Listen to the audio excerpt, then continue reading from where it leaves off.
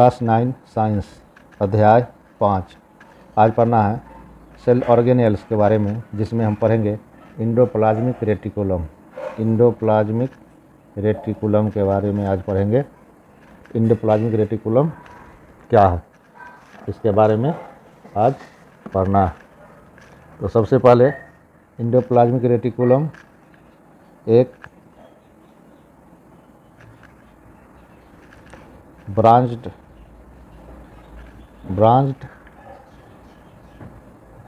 झिल्लीदार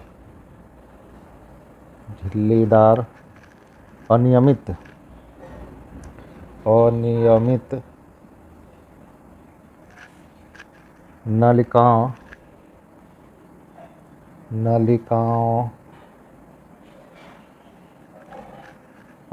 नलिकाओं का घना जाल होता है। इंडोप्लाज्मिक रेटिकुलम ब्रांच झिल्लीदार अनियमित नलिकाओं का घना जाल होता है।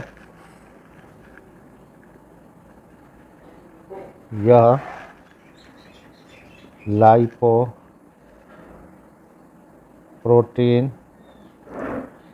की बनी होती है। यह लाइपोप्रोटीन की बनी होती है।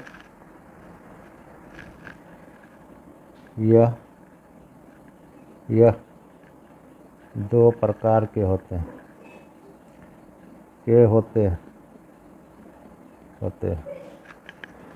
पहला है SER स्मूथ इंडोप्लाज्मिक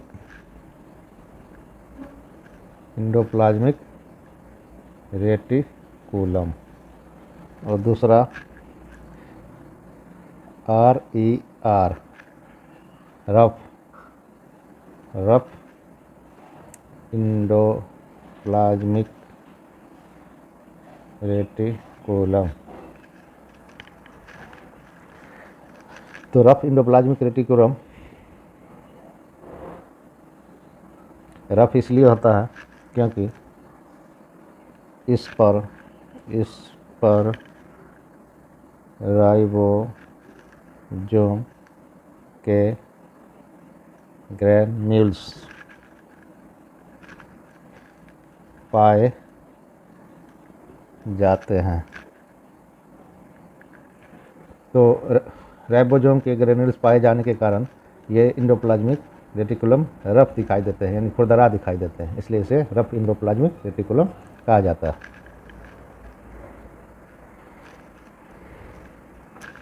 अब इसके फंक्शन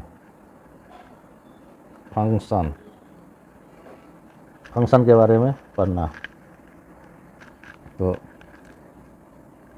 यह अंतःकोशिकीय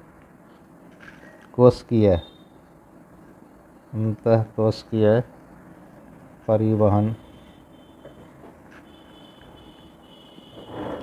तंत्र का निर्माण करती है। पहला। दूसरा, वसा और कोलेस्टेरॉल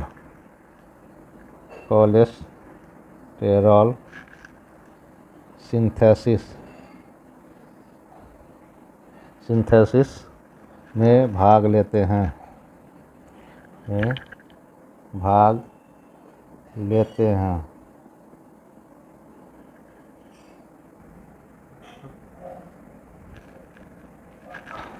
तीसरा,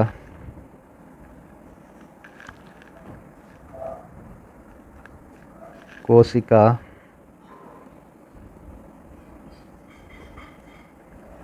झिल्ली को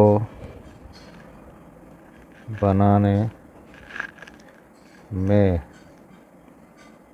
सहायता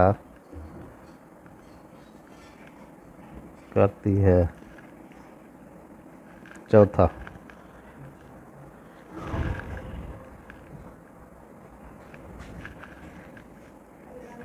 कोशिका द्रव्य को मैकेनिकल सपोर्ट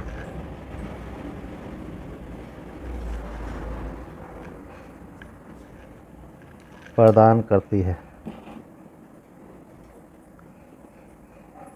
मैकेनिकल सपोर्ट प्रदान करती है कोशिका को। इसके बाद है पांचवा, प्रोटीन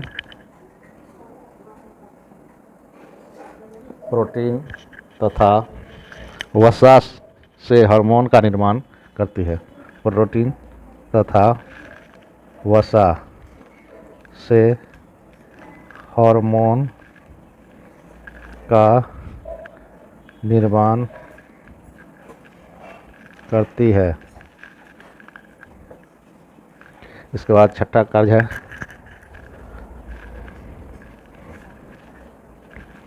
केंद्रक से कोशिका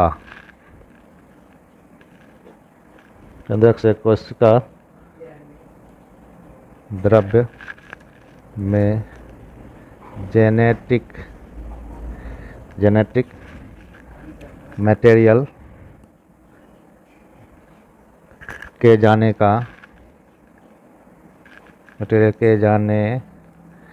का पथ बनाती है। अर्थात केंद्रक से कोई भी जेनेटिक मटेरियल कोशिका द्रव्य में जाने के लिए एंडोप्लाज्मिक रेटिकुलम का ही रास्ता को एंडोप्लाज्मिक रेटिकुलम के रास्ते से ही जाती है कोशिका द्रव्य में जेनेटिक मटेरियल।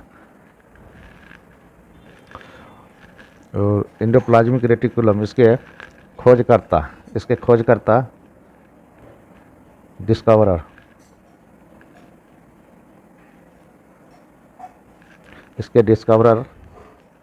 थे पॉर्टर नामक वैज्ञानिक 1953 ईस्वी में पॉर्टर नामक वैज्ञानिक एंडोप्लाज्मिक रेटिकुलम का खोज किए थे। इसके बाद अगला सेल ऑर्गेनेल्स है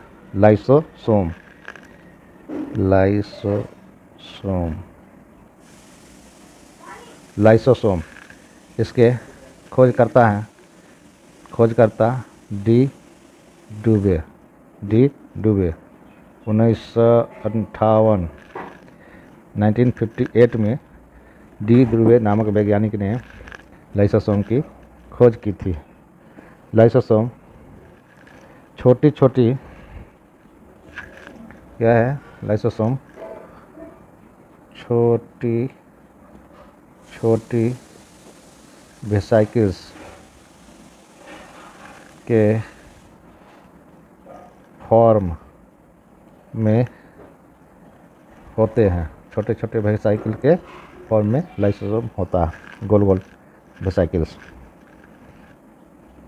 दूसरा है इसमें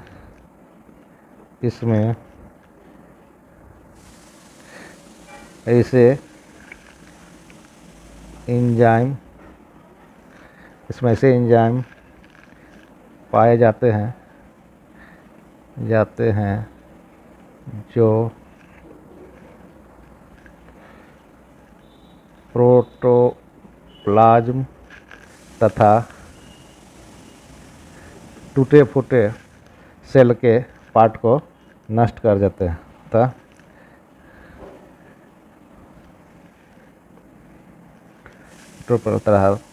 मृत सेल को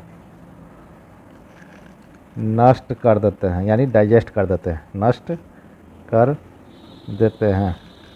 इसके एंजाइम से प्रोटोप्लाज्म और मृत जो टूटे फूटे मृत सेल होते हैं शरीर के, उसको ये नष्ट कर देते हैं, यानी पचा देते हैं एंजाइम के द्वारा।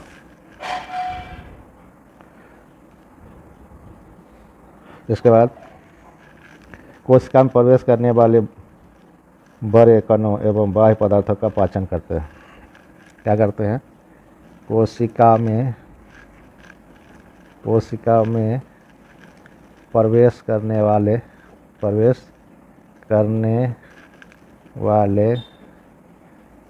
बाह्य पदार्थों का पाचन करते हैं, यानी नष्ट कर देते हैं या डाइजेस्ट कर देते हैं। अगर कोई बाहरी पदार्थ अगर कोशिका में प्रवेश कर जाए तो उसको ये नष्ट कर देते हैं। उसके बाद है जीवाणु तथा माइक्रो ऑर्गेनिज्म से सेल की रक्षा करते हैं। छोटे छोटे जो बाहरी पार्टिकल होते हैं जो बीमारी को उत्पन्न करते हैं, तो उसको सेल के अंदर प्रवेश करने पर उसका पाचन कर देते हैं, उसको नष्ट कर देते हैं। इसके बाद अगला सेल ऑर्गेनेल्स है माइटोकॉन्ड्रिया।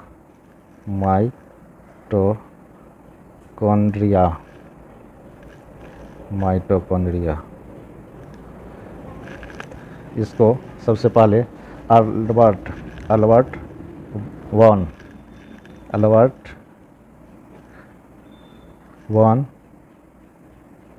ने 1857 में खोज किए थे। माइटोकॉन्ड्रिया की खोज अल्बर्ट वॉन द्वारा 1857 ईस्वी में किया गया।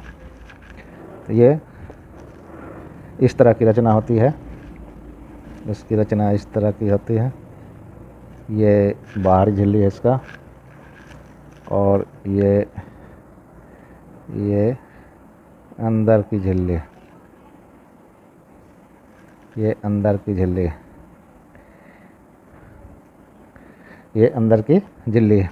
इस पर छोटे छोटे इस तरह की रचना पाई जाती है। ये क्रिस्टी, इसे क्रिस्टी पर छोटी छोटी इस तरह की रचना पाई जाती है। इस तरह से ये रचना होती है। इसका ये बाहर का इसे आउटर मेम्ब्रेन,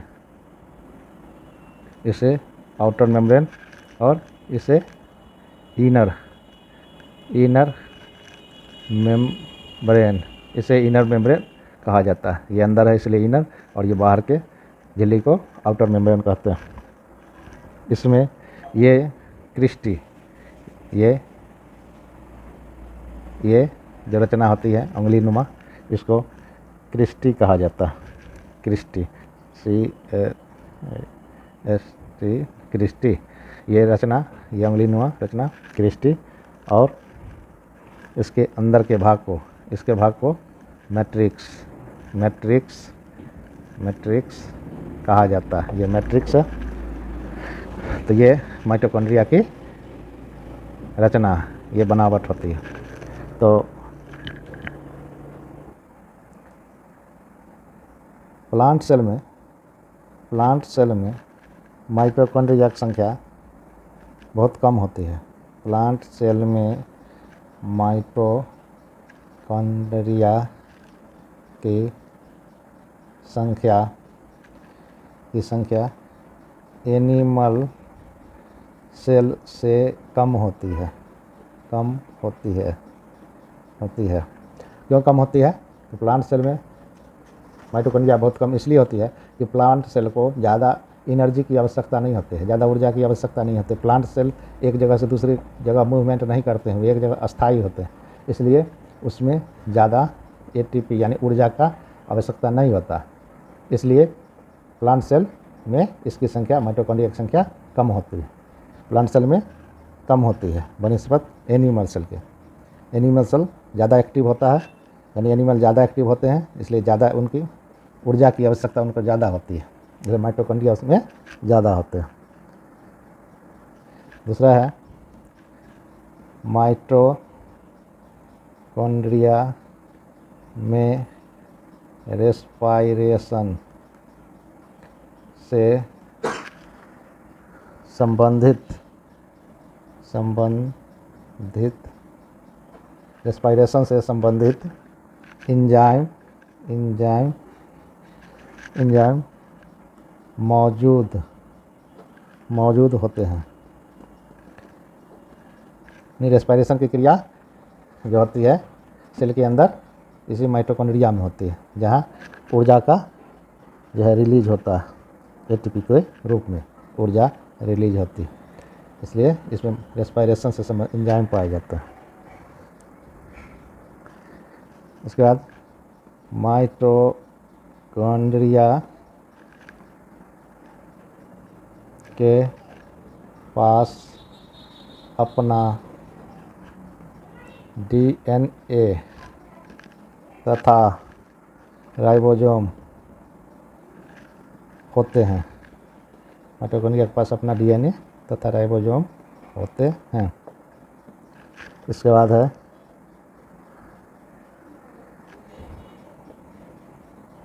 माइटोकॉन्ड्रिया से एनर्जी एटीपी के रूप में रिलीज होता है। एटीपी का फुल फॉर्म है, एटीपी का फुल फॉर्म एडेनोसिन, एस से एडेनोसिन, टी से ट्राईफॉस्फेट, एडेनोसिन ट्राईफॉस्फेट एटीपी।